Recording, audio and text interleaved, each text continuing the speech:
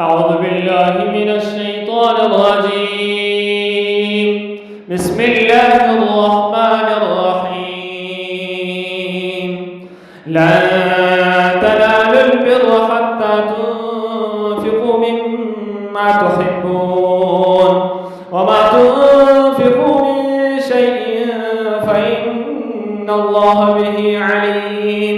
كل الطعام كان حلا لبني إسرائيل إلا ما حرم إسرائيل على نفسه من قبل أن تنزل التوراة. قل فأتوا بالتوراة فاتلوها إن كنتم صادقين.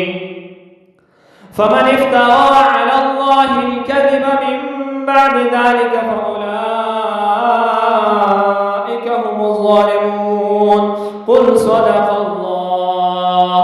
فاتبعوا ملة إبراهيم حنيفا وما كان من المشركين. إن أول بيت وضع للناس للذي ببكة مباركا وهدى للعالمين.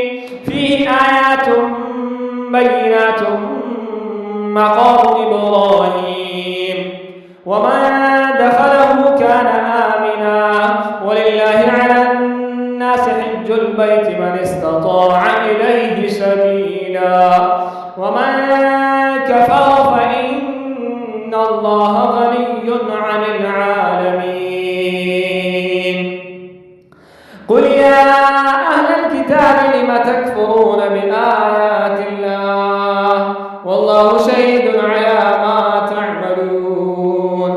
قل يا أهل الكتاب لم تصدون عن سبيل الله من آمن تبغونها عوجا وأنتم شهداء وما الله بغافل عما تعملون.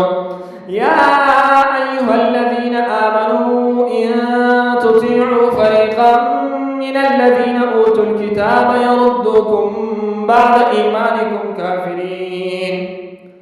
وكيف تكفرون وأنتم تتلى عليكم آيات الله وفيكم رسوله ومن يعتصم بالله فقد هدي إلى صراط مستقيم. صدق الله العظيم.